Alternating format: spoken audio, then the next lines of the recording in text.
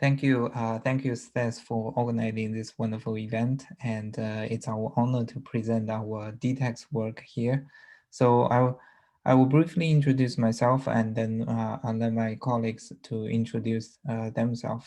So I'm the manager of NLP team at LinkedIn. So we work on a lot of query understanding, search, and other NLP problems, as you will see later in this talk. So maybe Huiji, you can introduce yourself a little bit. Yes, yeah. Hi. Thanks, Seth, for the introduction, and thanks, Wei. For somehow I cannot share. Oh, okay. Let me. I think I'm able to share my video. So yeah, in real, hi everyone. Yeah. So yeah, thanks everyone for attending. And I'm a senior manager at LinkedIn, leading the AI algorithms foundation team. So the team is developing a set of horizontal algorithms framework to power LinkedIn's search and recommender systems. These algorithms contain a set of areas including NLP, ranking, personalization, deep reinforcement learning, model selection. So today we are going to talk about one of the NLP framework we have built for LinkedIn, that is DeText. Yeah, thanks everyone. Maybe next, Xiaowei, would you like to introduce yourself? Sure. Hi, everyone. Thanks a lot for having us here. So my name is Xiaowei, and I'm an engineer working in the LinkedIn's NLP team. So I mainly work on NLP-related algorithms and for powering real life applications in search and recommender systems at LinkedIn. Yeah. So maybe Sudha. Okay, so hi everyone. Can you see me? Because I think the screen is sharing, so I couldn't see myself. So I'm Suda, and I'm a software engineer in the NLP team of Weiwei. Um, and I'm working on search ranking and language generation. And nice to meet you all here. Okay. So for the QA, maybe we can do after each section. We can briefly do some QA, and then we also have a QA at the end. So uh, so Huiji, maybe you can start. I have give the control of my screen to you. Oh, great. Let me You see need how to accept it. I accept it from let me see. Uh, Let me see from where. Okay, you can control it now. I can control it. Okay, okay, cool. Okay, thanks everyone. Yeah, and also thanks Seth for the organization on this event. So I see there are a lot of interesting talk with very exciting topic upcoming, and I hope today's talk can also attract everyone's interest. Yeah. So this is Huiji, and today we are going to talk about a DText, a framework for deep natural language processing in LinkedIn, and this is joint talk with my colleagues Xiaowei, Sida, Weiwei. To DText is already open sourced. So if you are interested in this package, even before we started to talk, feel free to search it and on any search engine with DText LinkedIn, you will find its GitHub page. It has been also widely used in many products at LinkedIn across search and recommender systems. We also have several publications related to DText work. Most recent one is CIKM this week, actually. So tomorrow, we are also going to give a talk on DText as one of the accepted papers in CIKM. I think it's PST time morning. So if you you are interested or you happen to attend a CIKM, feel free to stop by. Yeah. Okay, I'm going to start today's talk. Oh, oops, I can control it. So today's talk, I will first introduce basically the search and recommendation ecosystem and how NLP is used in such ecosystems. Then we will talk about what is deep natural language processing, followed by DText framework, which we are going to officially introduce. And then we are going to discuss some applications of DText as already applied to the real world applications. Let me see. Seems I can not. I still cannot control. Okay, and maybe you can help. Let me see. Okay, so first I'd like to introduce one of the most common ecosystem, the search recommender system. You can see there are so many different types of such systems and on different purpose. And you can use that for looking for people, looking for job, looking for news article, for video, for restaurant, or even for travel planning, for travel experience. And such ecosystem is almost aligning everyone's life here. So quick check is how many of you have not used such a system in this week? So you can raise your hand actually from this Zoom. It looks like not many people, yeah. So as we expected, I think almost everyone is using such system to looking for information that you want. And if we look at this ecosystem, let's take a look at the search first. From a high level perspective, right? On the left side is just an example of job search at LinkedIn. On the right side is a high level architecture. And usually for a search system, we have two types of input. One is the raw query. Another is a document. User types a raw query and trying to looking for relevant documents, while the system is trying to identify the relevant documents and sending to the user. Therefore, naturally, it involves the query understanding and the document understanding. And after that, the system needs to do a document retrieval to improve or to optimize the recall so that it can identify the set of most relevant documents and sending to the downstream ranking component, while ranking is going to further improve the relevance from this small set of relevant documents. This is a typical search system architecture. Now, if we look at some examples from LinkedIn, depending on what kind of information you are looking for, you can be people search. That can also be job search, looking for jobs, or content search, looking for content. So these are some typical examples, although there are more, but I'm not going to list one by one. Next one would be the recommender system. Now, if you take a deep look as comparing to the search system, you will see that the major difference is replacing the query to a user profile. Because in recommender system, as you can see on the left side, this is a job recommender system example. It does not have queries. So it will rely on users' information, either from the profile or from some past behavior information, then together with the documents to identify what would be the most relevant set of docs to the user. Yeah. And also it will involve document understanding and also user understanding. Yeah. They then follow almost the same procedure of document retrieval and ranking. Now, although the detailed components may have some variant, but this is also a typical architecture for recommender systems. So quick question is now comparing to the previous search system, can you tell the major difference between search and recommender system? Yeah, in addition to just replacing the query to the profile, right? The major difference here is in a search system, it is more like an active mode to achieve information. User, they type the queries and trying to actively pull information from the search system. While in the recommender system, since there's no queries, now the recommender system is trying to understand user the information, then trying to push information to the user side. This is more like a passive mode. These are the two major differences.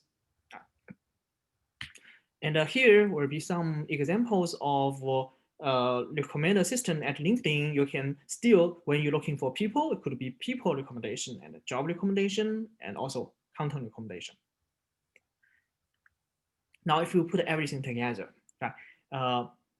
this becomes a more generic framework to represent either a search system or a recommender system. The input could be either a raw query or a user profile or both from the user. And together with the document, the system can do query understanding, document understanding, user understanding, after that, following the document retrieval and ranking process. But so far, as you can see, we kind of like identify a generic architecture for search or for recommender systems. However, it seems has nothing to do with today's topic, but how NLP helps that. So let's take a deep look on this ecosystem. Again, coming from the search and recommender system, search has a raw query as input.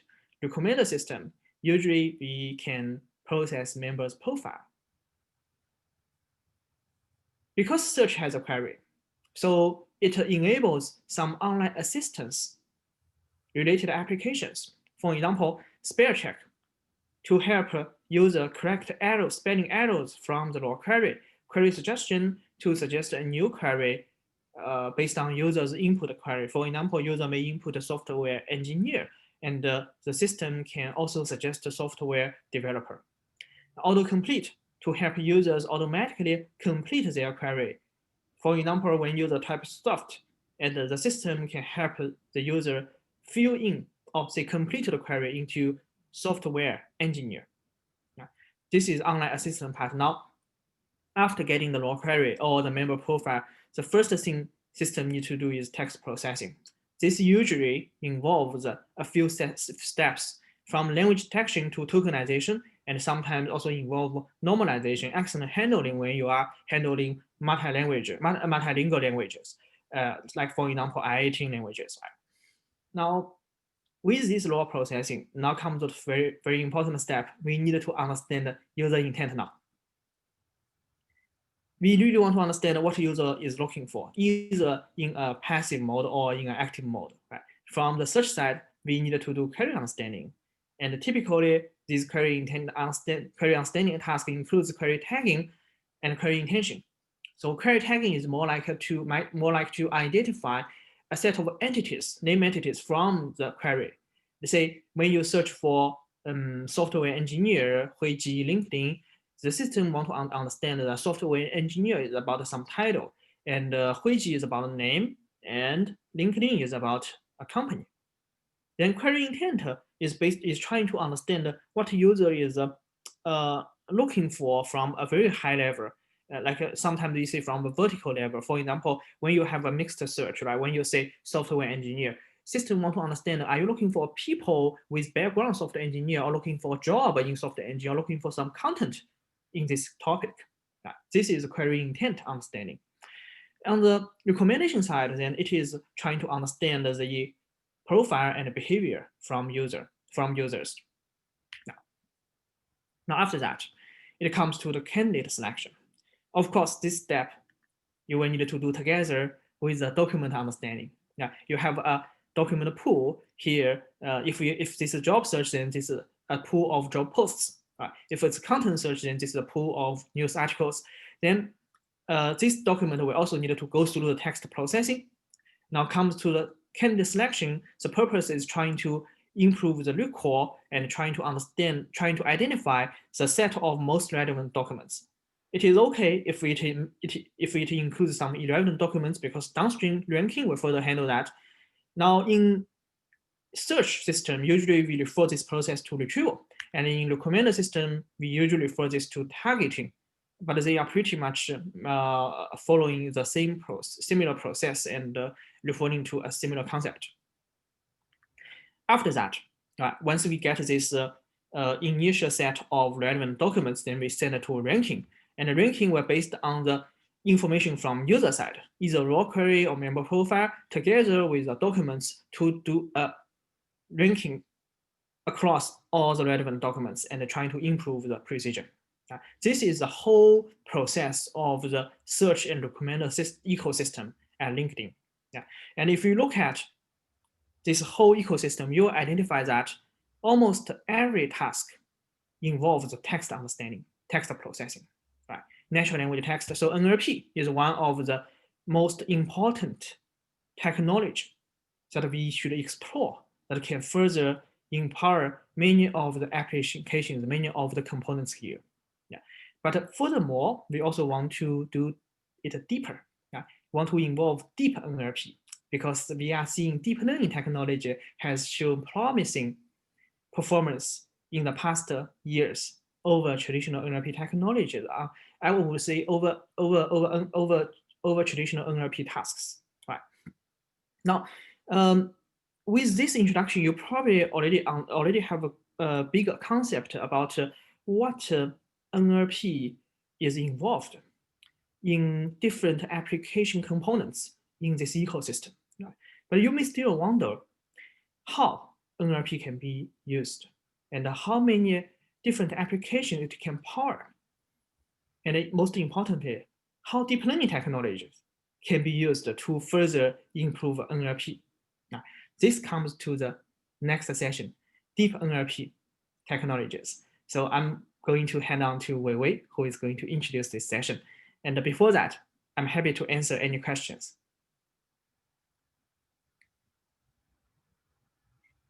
If you have questions, please enter them via the Q&A feature or use the raise hand and I will voice enable you. I'll give you a few seconds.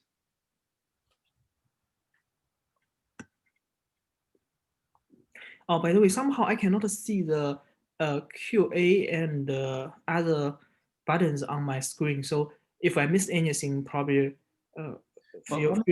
there's one Q&A from Regonathan. I'm not sure I understand this. I have doubt that why normalization take place after tokenization method. So normalization after tokenization. Oh, yes. So this is let's say you are using a German language, right? So German language, you can have umlaut. So that depends on the depending on the specific gender or other information, you will have different form of this token. So, but the tokenization will still happen before that. You first use tokenization to identify different tokens, and then you're trying to link different tokens to make them, I would say, to make them connected. Then when user type query A, you will be able to understand one of the token in this query A has similar meaning as another token B due to the based on the normalization. I hope I answer this clearly. Yeah. I think we have a question from Tejaswi Teneti. How many categories does the query intention model classify into? Oh, yeah. Usually in a query, it won't be very long. So typically, I think about maybe 10 to 30 is a reasonable number of characters. But more details, I think we are going to introduce in the application session. All right. And from Samira Korani, how are the modules trained? So maybe could you be more specific? What is the module you are referring to? Samira asked this via the Q&A and is not online. Yeah. Go on. Yes. I can, because later on, after introduce the DeText framework, we are going to discuss how the model is going to be trained. So I think this session, introduction and next session will be pretty high level to help everyone on the same page about the ecosystem and the context. Actually, I can reply maybe just directly through the QA by typing the answer if it's not addressed after the DeText framework introduction. Yes, all right. That's fine. Do you want to take 2 more questions or do you want to move on? Oh, no problem. I can take 2. As long as you can control the time, you can control the time. If you think we have time, I can take 2 more questions. It's a matter of the rest of your presentation, but why don't we go ahead? From Rec, we have, does the search engine consider information about the user as well as the query text? Yes, yeah, you're right. So search engine consider both information. Yeah, actually, I would say in either ecosystem, usually machine learning application will try to leverage all the information as available, right? So they can make your solution more informative. The answer is yes, we use both. Okay, and we have John Liu. Does this framework handle mixed language text? In other words, for example, Spanglish? Okay. In the applications we are going to introduce today, we don't have this example, but yes, it can handle. You will see that by there are several ways to do that. In CNN model, you can typically do that with actually in this no, today we didn't have this example yet, but we do have some real-world applications to use mixed language for query intention, right? And for using like BERT type models, you can also using something like a multilingual BERT model to address the multilingual issue from the fundamental pre-trained model level. Yeah. So this isn't necessarily multilingual, it's mixed language, Spanglish, and there are numerous examples where people mix words from one language into another, notably English technical terms. Yeah, yeah. So ideally, so there are different ways to do multilingual. Let's say if we mixed all the language together, train one model, then this won't have such difference, right? So we don't need to like specify a language when handling one query if the model itself is multilingual. All right, and Samira, you should be voice enabled if you want to pursue your question. Okay, thank you so much. Literally, my question is about you have three part of recommender system: content, profile, and job. If I don't mistake. Yeah. And how to train these and how this connection is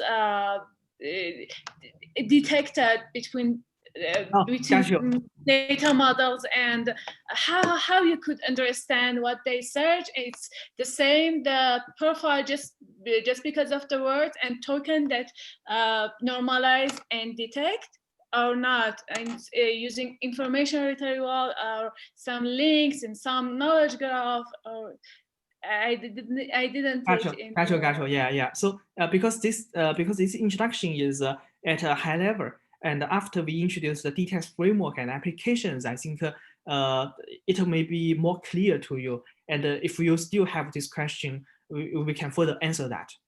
Thank you. Yeah, thank you. Okay. All right, so let's continue now. Okay. Yeah. Thanks very much for Huiji's introduction. So now I'm going to talk about the deep natural language processing.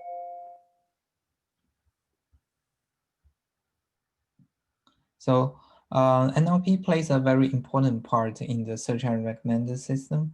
So on one side, we have the users, and on the other side, we have the computer, and they are interacted through the natural language data.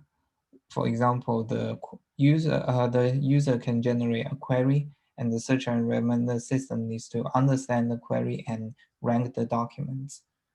This part is usually called the natural language understanding. On the other side, the search and recommender system can also generate the natural language data.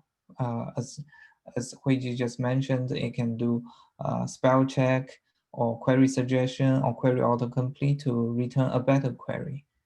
And then this is to assist the task of a search and recommendation task. And usually this part is called natural language generation. Now, deep learning-based NLP has been very successful in many of the NLP tasks. In this slide, I will focus on what is the difference between the classical NLP and the deep learning NLP.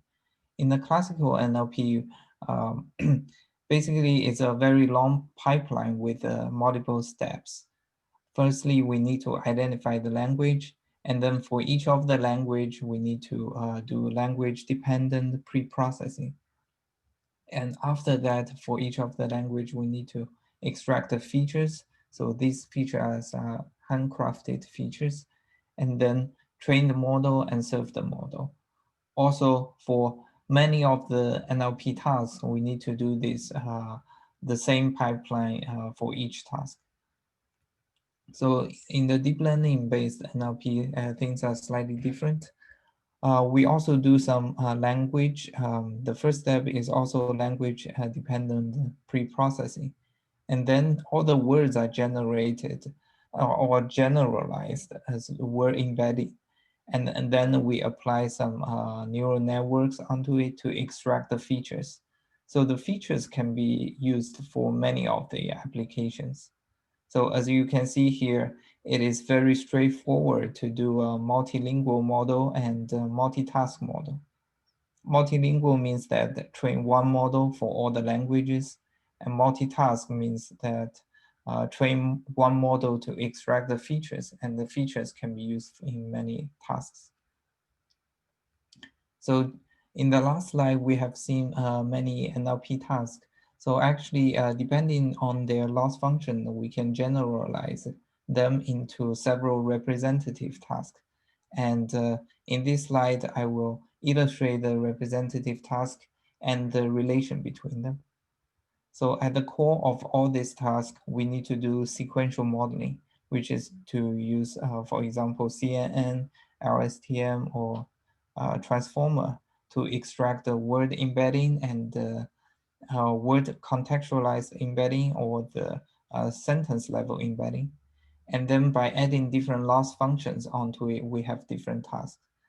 When we add the loss function on the sequence level, it's the classification task.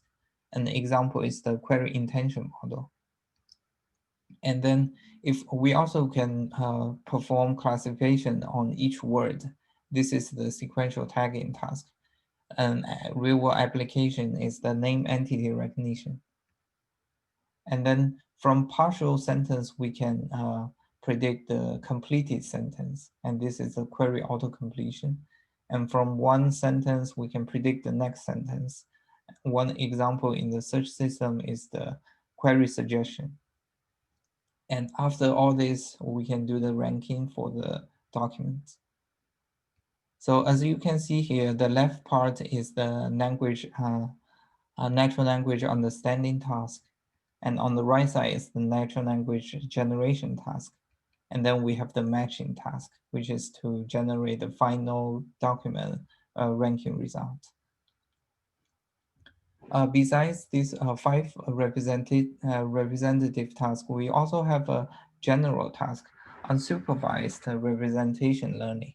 So this will learns a lot of linguistic information from unsupervised data, and potentially this can boost the performance of all the 5 tasks. So we have designed the DeText framework, and currently the DeText framework supports 3 of the tasks. Firstly, it's ranking, classification, and auto-completion. Now we have look at the task. Let's also take a look at the data. So in the search and recommender system, we have a large amount of text data. The text data is mainly queries and user profile for personalization and the document, which is the final result. In order to build a very strong search and recommender system, we need to understand the text semantics very well. It means that we need to identify the similar meanings.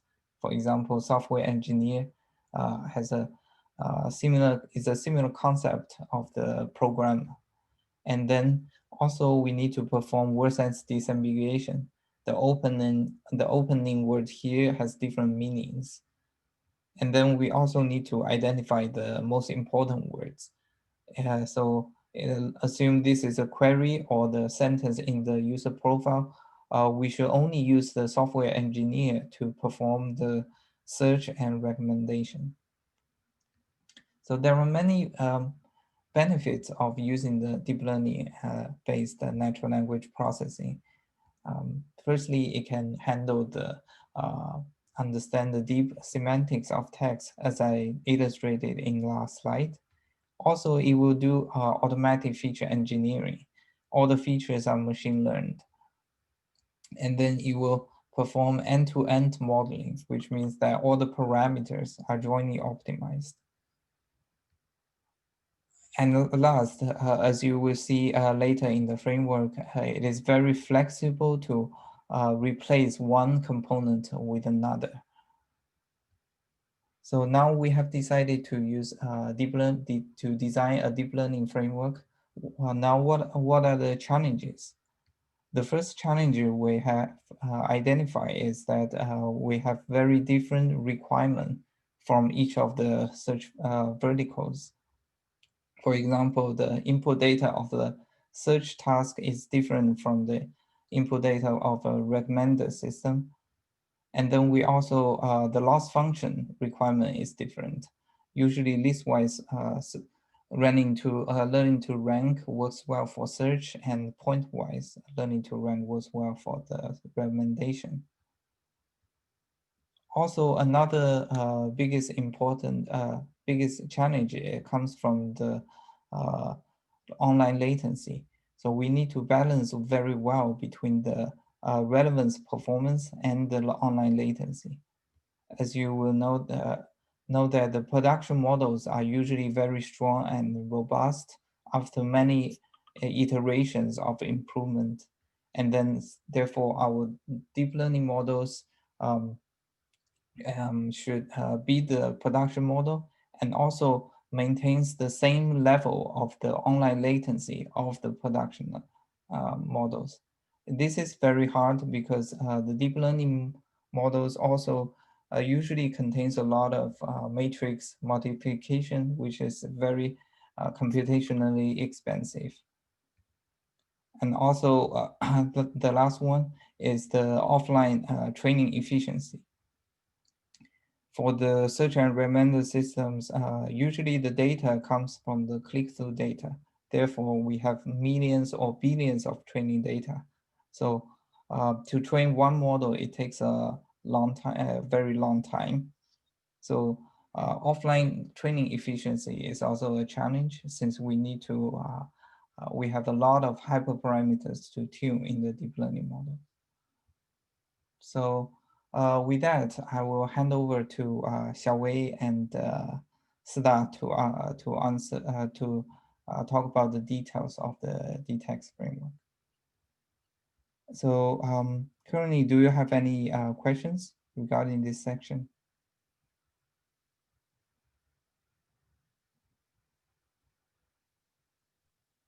I see a question in the Q&A from Vinoth. What's the impact of online latency with respect to model architecture?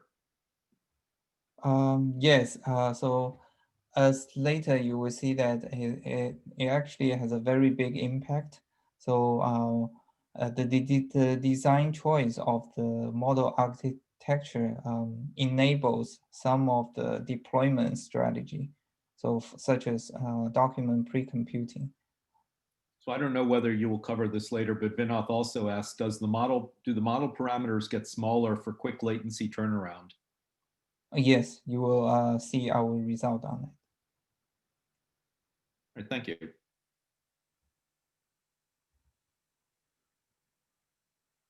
Yeah, I saw another challenge which is come from Regin Nathan. Can you explain briefly on the first challenge? So DeText is a generalized deep learning framework, so that we can use it for many ranking applications. So ranking is actually applied in multiple places. For example, the search, the recommendation, and also the query autocomplete. It also contains some ranking functionality. So what I'm talking about here is to make a general tool that can be applied on all these applications. All right. Okay. That's it. Yeah, thank you. So I'll hand over to Xiaowei for the next part.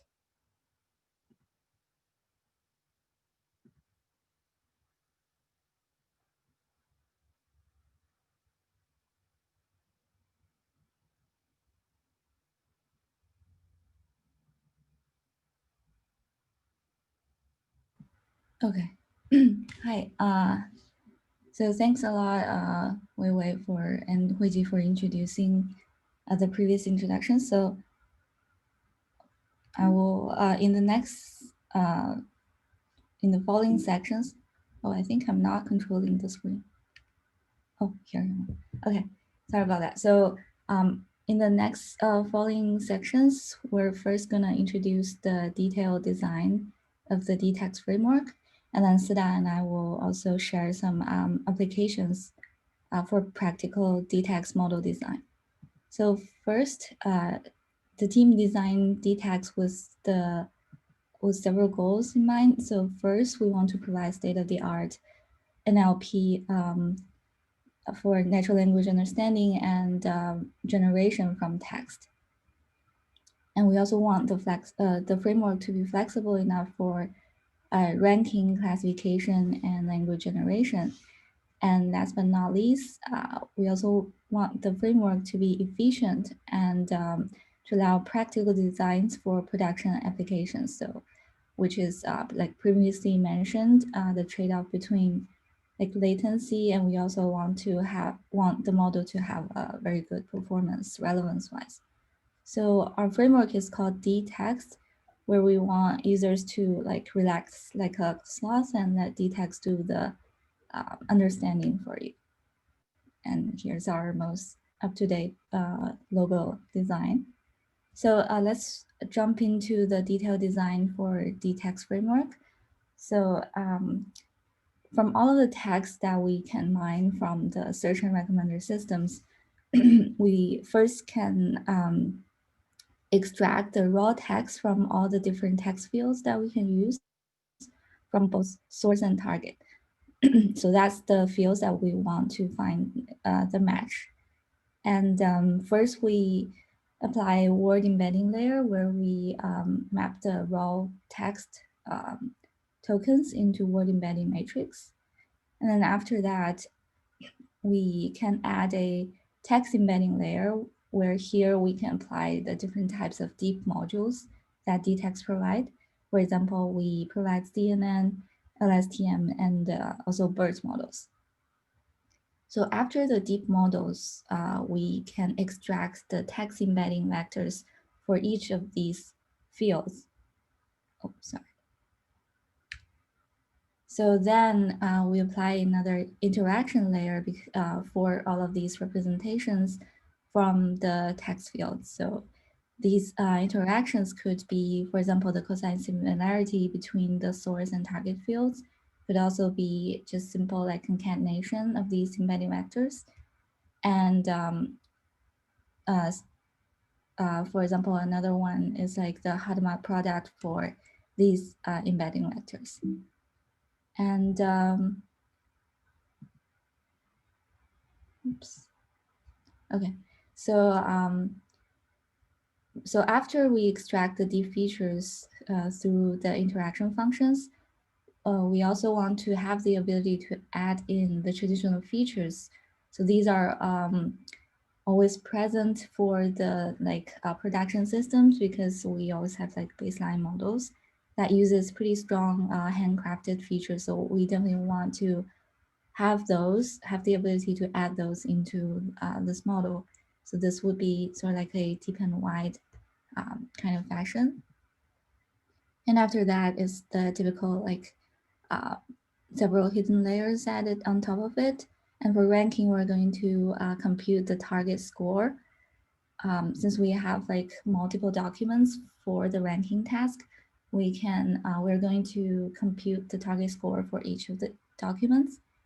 And then for ranking, we apply the learning to rank clause.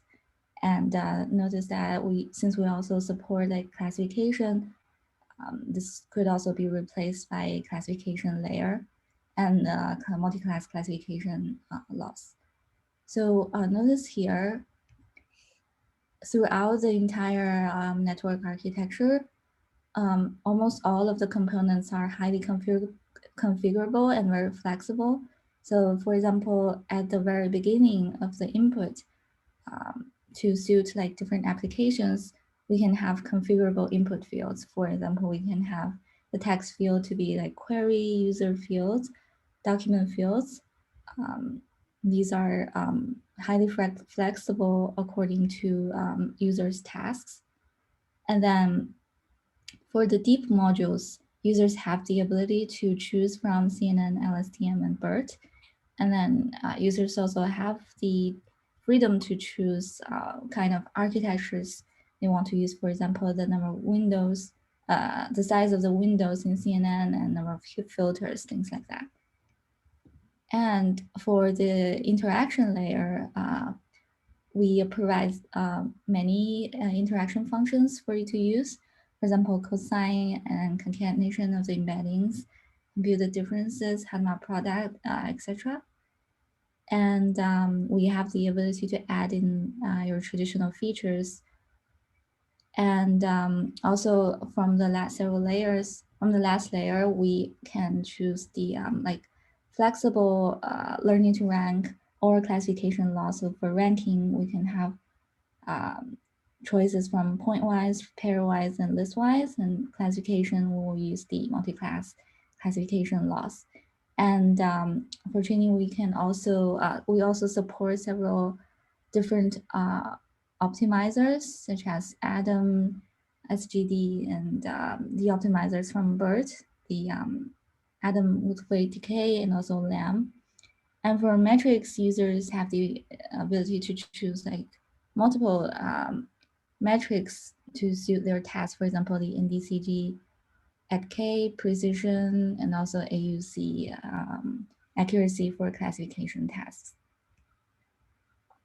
And also throughout the entire DeText network architecture, things like the number of layers, layer sizes, etc., are all configurable through the hyperparameters, like the input to the DeText framework. So that is the detailed design of DeText framework. So in the next section, we're going to introduce 3 types of tasks that DeText can help you design. The first one, I will introduce the first 2, which is related to natural language understanding, that is ranking and classification, and then so that will continue to introduce a natural language generation task. So let's start with ranking. So as Huiji and Weiwei previously mentioned, search systems at LinkedIn share the characteristics of we have large amounts of text data that we can use from the query, from the user's profile, and also from the various documents that LinkedIn provides. So this also applies to other similar search systems. And we're going to look at an example, and which is job search ranking at LinkedIn. And we're going to see how we can use DeText to design a search ranking model very easily. So for the job search, we have the input as query. So this is the user's input query. And we also have our documents, which is the job posts. And for this example, we're going to simply just use 2 text fields, which is job title and job company, but users certainly have the ability to like add in more fields, for example, the job descriptions and things like that. So we're gonna walk through how we design a DeText model. So at the very beginning, in the job search, so as we mentioned, we mine the query as well as the document. And the query would be the query text. And for the document, we're going to extract the job title and job company name. So after that, we apply the text encoder to these text fields and extract the text embeddings for each of these fields. And after that, we apply some interaction functions, such as the cosine similarity. And we also add in the existing features from our production. And after that, we add hidden layers and also compute the list-wise learning to rank loss for these documents. And currently at LinkedIn, DeText has been helped to design throughout like multiple search verticals, such as job search, people search, and help center search.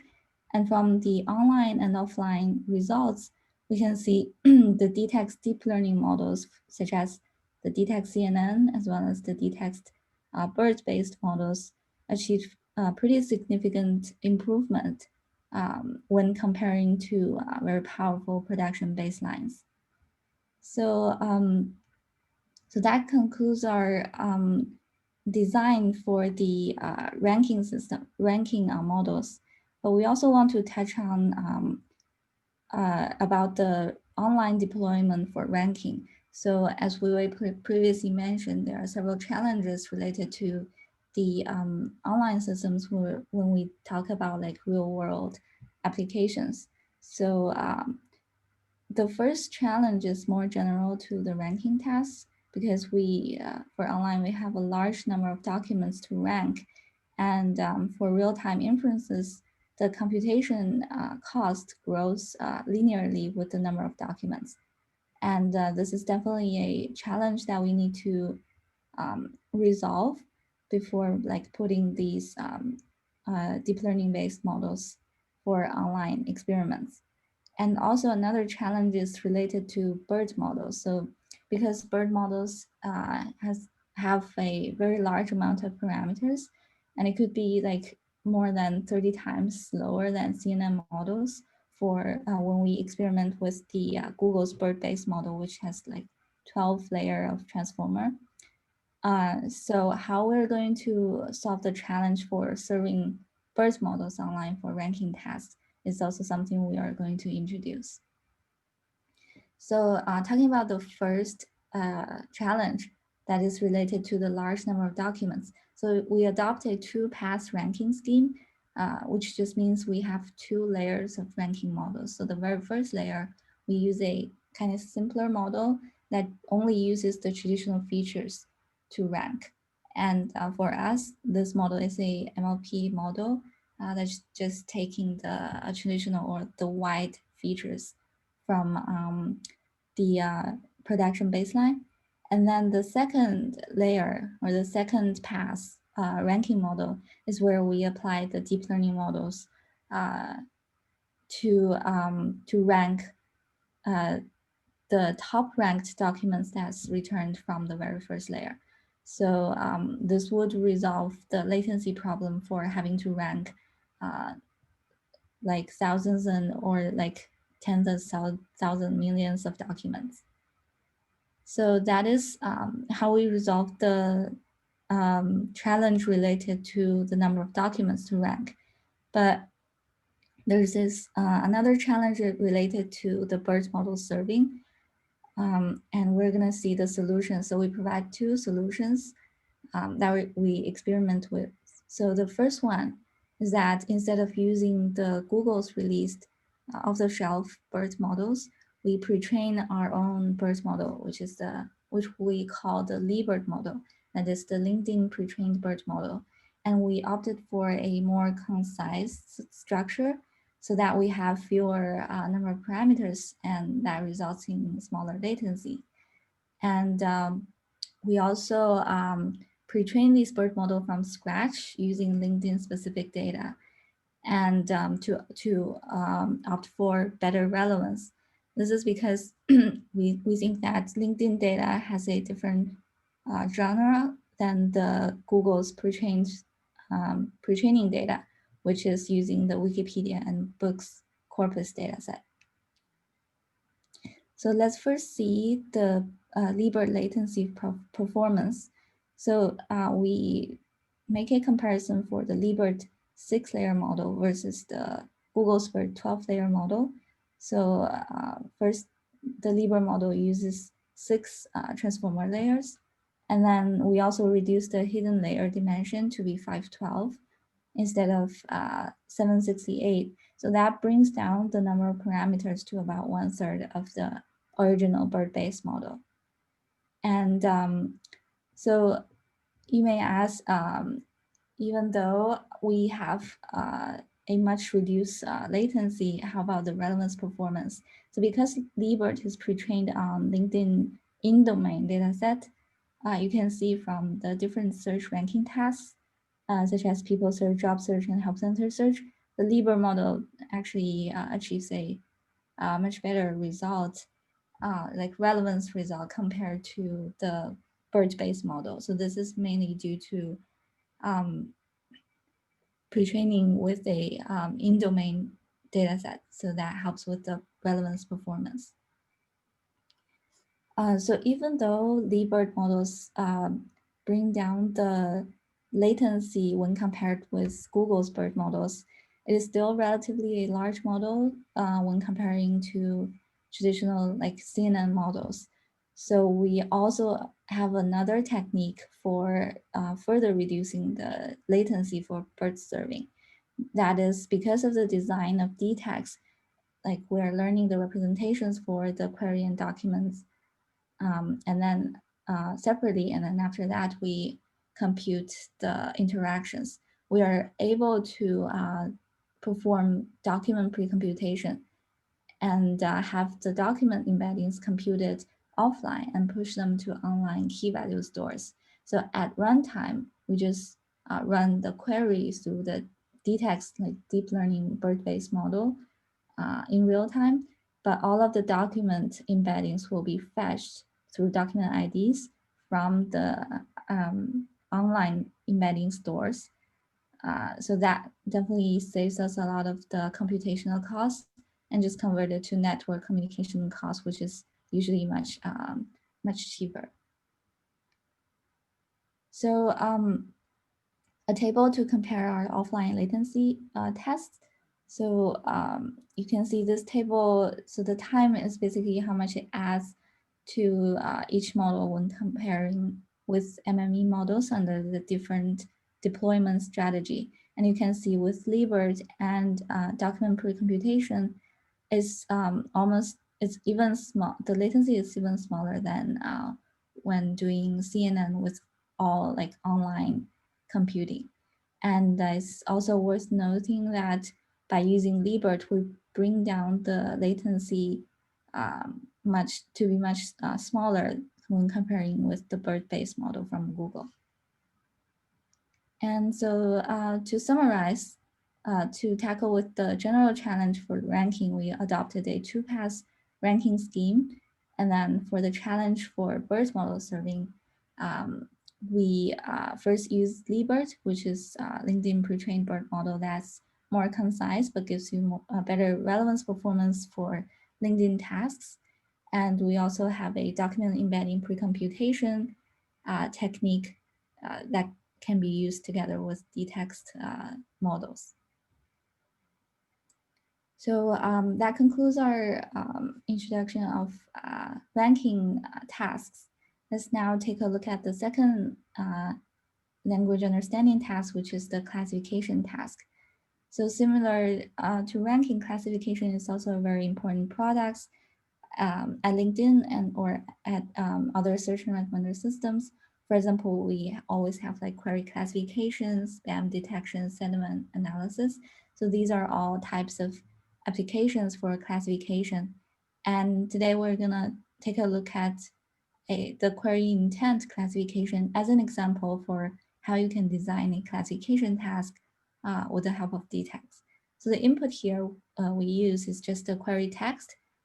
And then we also have some dense features. So these are like the traditional features that can be, for example, member behavior features that adds some more personalization into the model.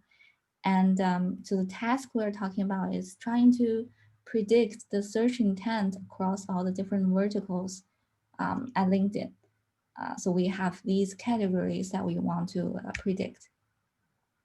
So the input is the query text, and similar as before, we extract the raw text from that, and then we apply the deep text encoder, such as CNN, LSTM, or BERT, to extract the deep features for the query text. And then we also add in the member behavioral or personalized features through feature normalization, and we add some other hidden layers. And then finally, the classification layer to predict the output classes. And for training, we compute the softmax cross entropy loss for the multi-class classification task. And it's also worth mentioning that we don't just have to limit ourselves to just the query text. We can have the ability to add in additional text fields with the help of DeText, such as you can apply profile text personalization into the DeText model. And by incorporating the multiple text field, similar as before, we can compute the interaction features to get the final deep features.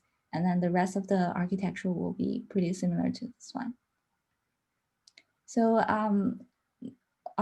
for classification, which is the query intent prediction task, we also see pretty significant offline and online improvement for both the CNN model over the production baseline as well as Liebert over CNN. And yeah, so that concludes the task for ranking and classification. So I'll now hand over to Sida to talk about the language generation task. Do have 8 questions in the Q&A if you want to take a look at them. Either handle them now or after Sida talks. Sure, let me see maybe I'll try to answer a few and then oh, I think given the time being, maybe it's best that I just type in the answer and let continue with the talk. Sure, do that.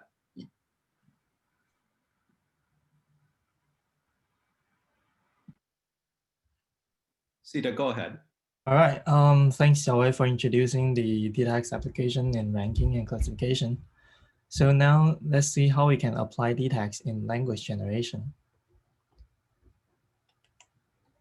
Oops. Okay, so for language generation, let's take query auto-completion as an example. So query auto-completion is a task where for a given user input, we generate a list of candidate suggestions.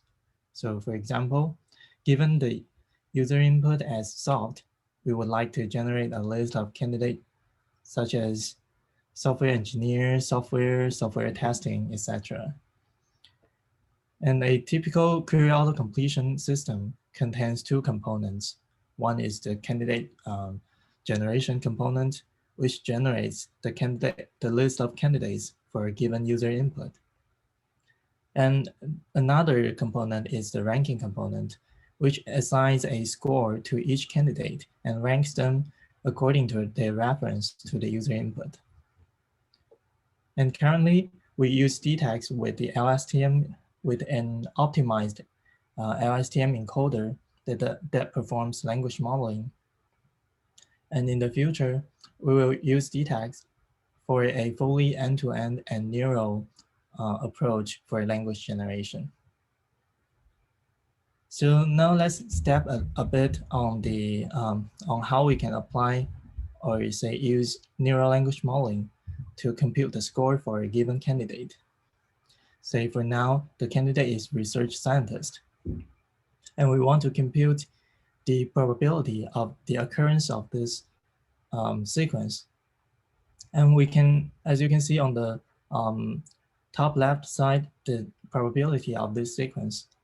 If we take the logarithm, it can be expressed as the summation of the conditional probability of each token. And in neural language modeling, usually we use the LSTM as the encoder. So given the LSTM encoder, and for each token, we extract the embedding of each token and put it into the LSTM cell. And after getting the hidden state vector of this cell, we will compute the probability.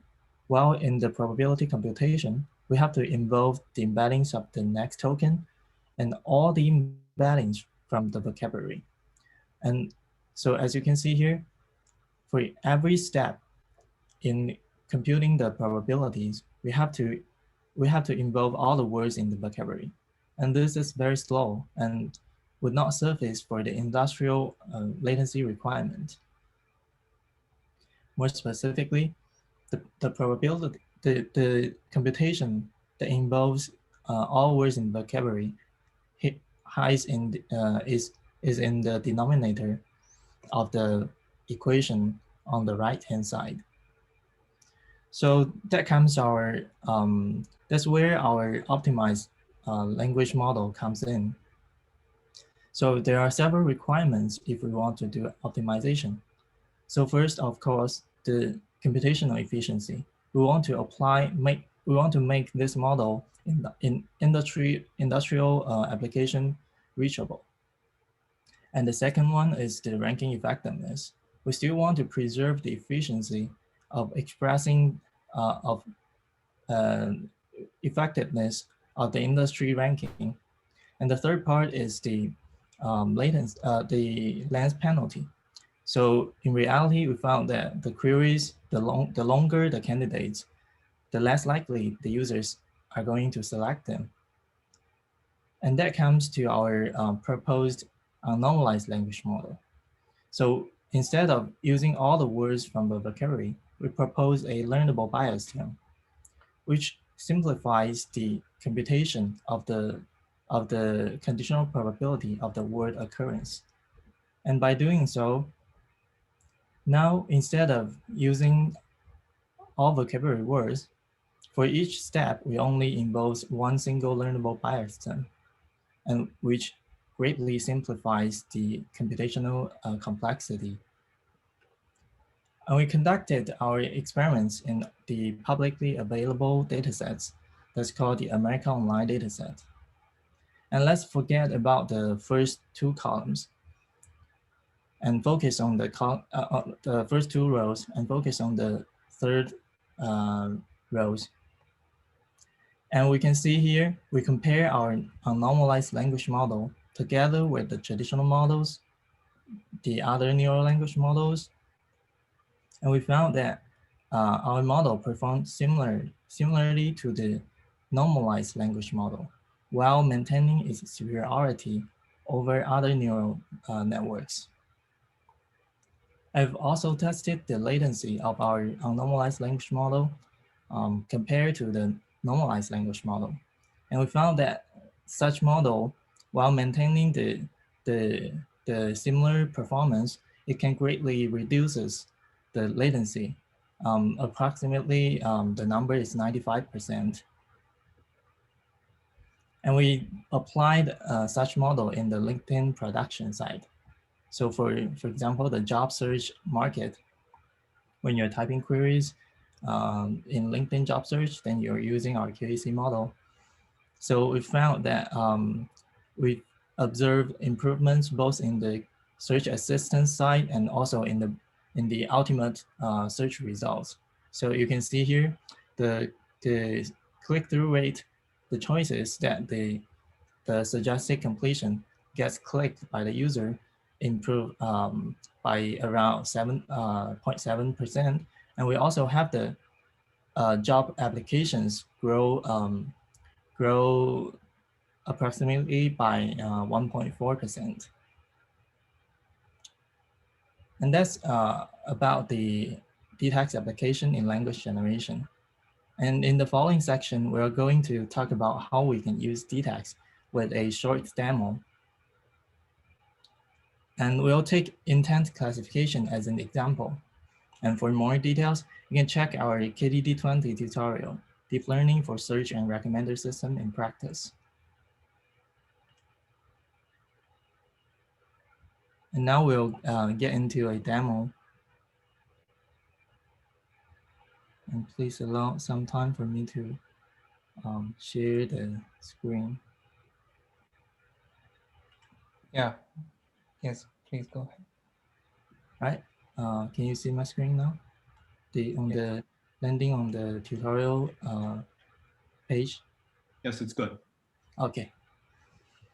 So now we'll show us a short demo on how to use DeText for the intent classification task. And for this task, and we use the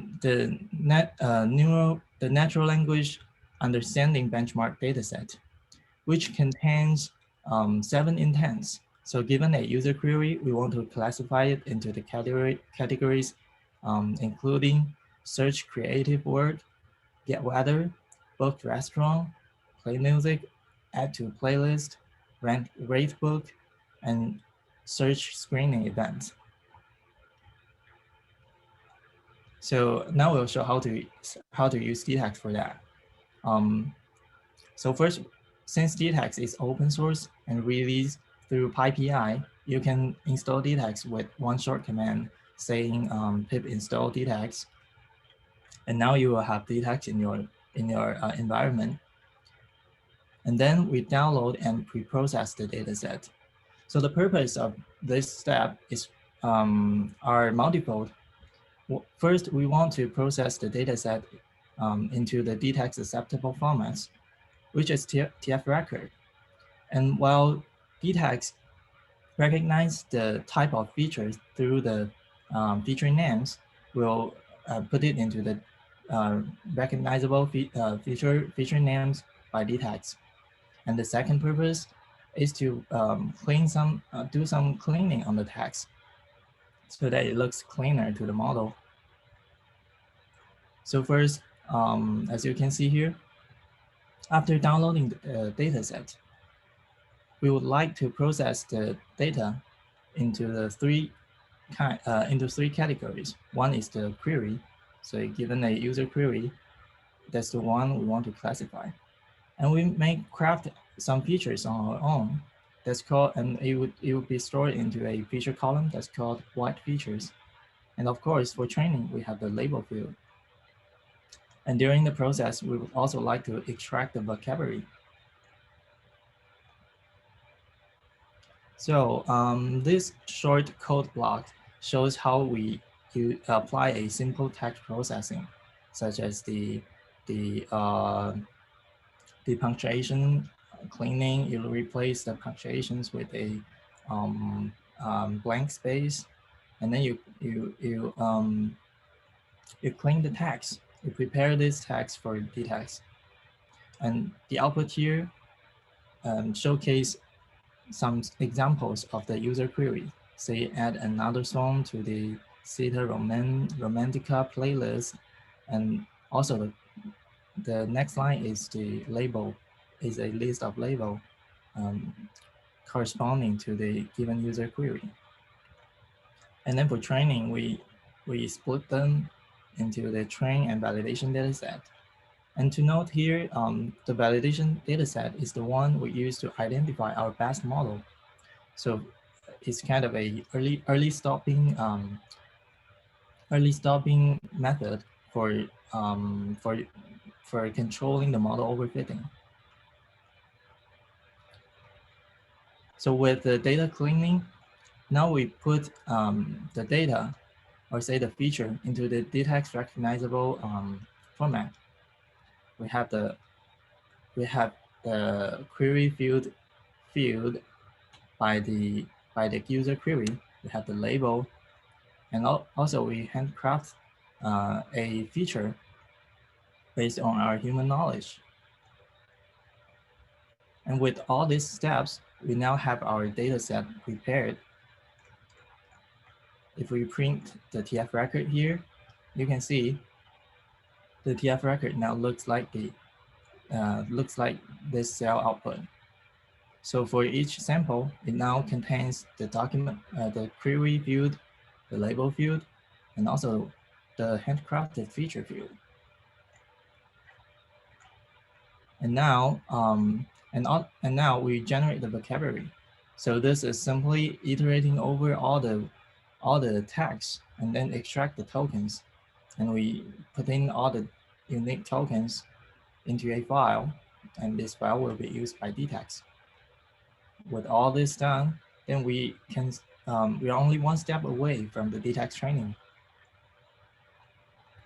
So to train a DeText model, as previously introduced by Xiaowei, is highly flexible, and we can just train a model with a simple configuration.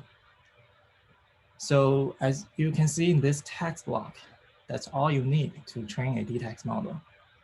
So first you import the package, you import the training functions, and then for the configuration, DeText opens up different kinds, or say various kinds of configurations for your training. You can define your model configurations here. You can define your optimizing function here, and you also define your files input and output here. So as you can see here, we specify our model as the CNN model, and we want it to have 50 number of filters.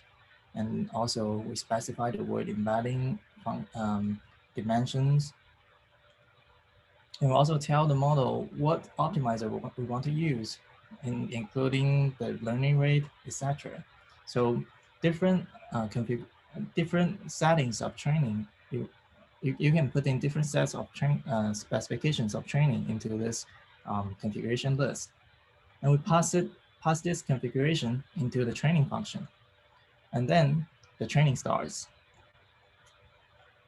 So this cells shows the output of the DeText during the training process.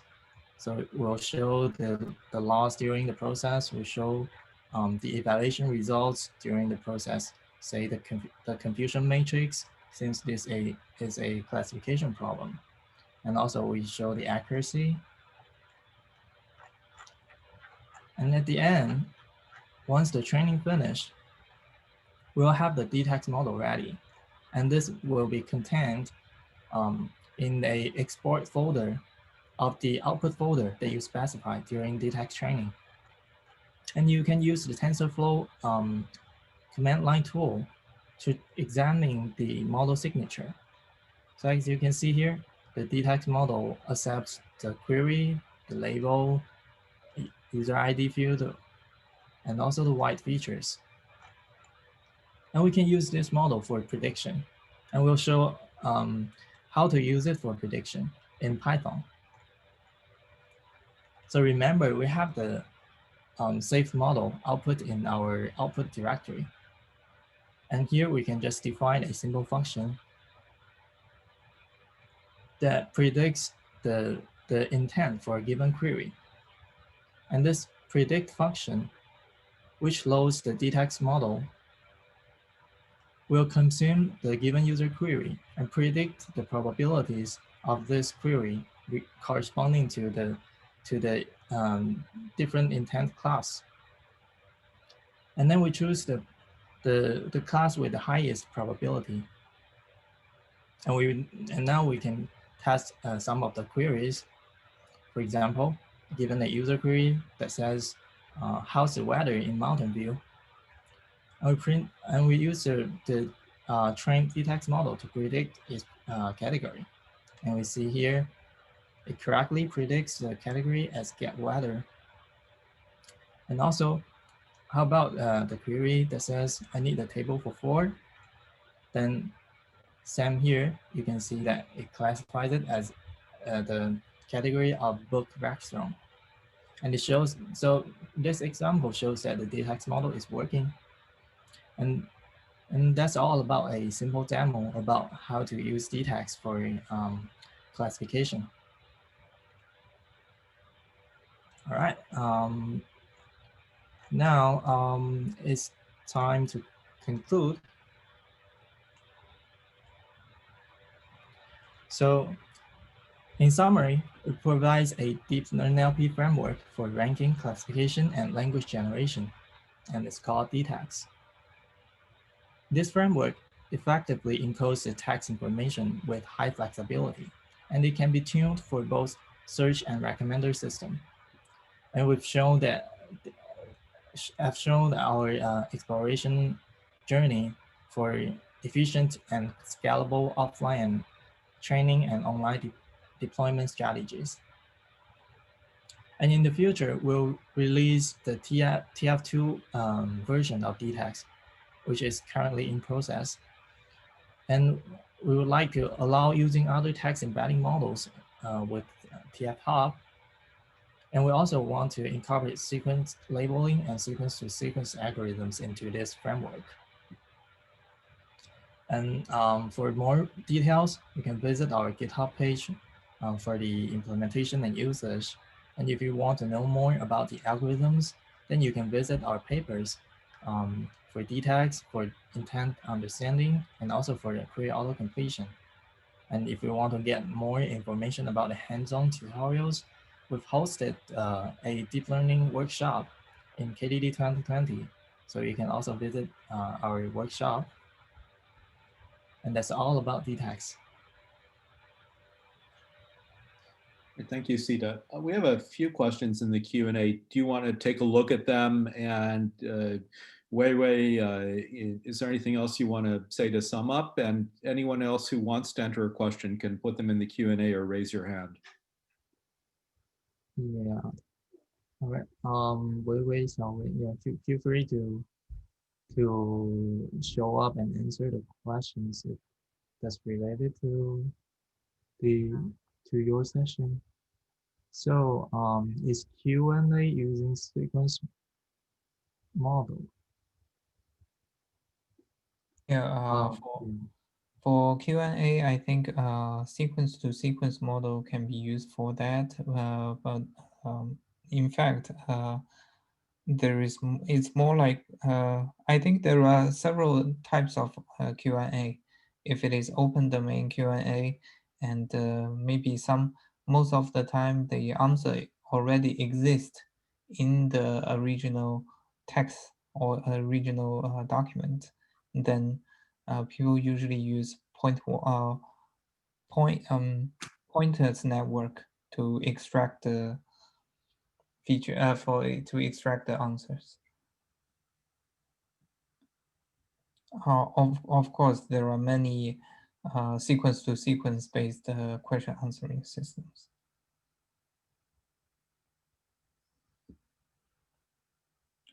Another questions with the slide will be provided after the talk.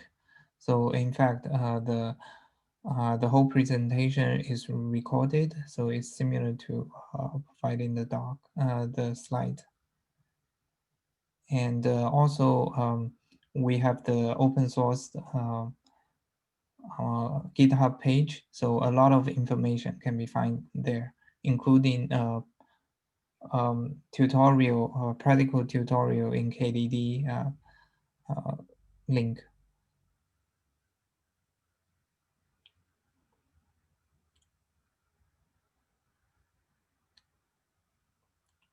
So what do you do to handle a bird's token limits?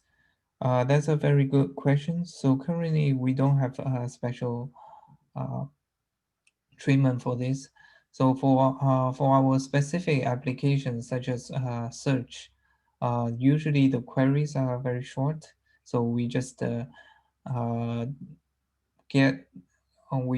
the first X tokens and then get rid of the rest of the tokens. This is mainly to improve the latency. On the document side, there are many new models coming up to handle a document with thousands of words or tens of thousands of words. So for that one, if the model is released in TF Hub, one of our future work is to enable users to use any models from TF Hub. All right, any concluding remarks? Huiji, do you have any concluding remarks? Oh, I mean, you can go ahead to conclude the talk. Yeah. Okay. Thank you, everyone. We have open source the GitHub at GitHub, so everyone is welcome to use the tool. And thanks, Seth, very much for organizing this event. And hopefully there are more and more interesting talks in this event. Very good. Well, thank you, Wei Wei and Huiqi and Xiaowei and Sida. Thank you very much for participating today. I enjoyed your talk, and we will post the video as soon as it's ready, which could just be later today. So once again, thank you, and it's great to hear about your work.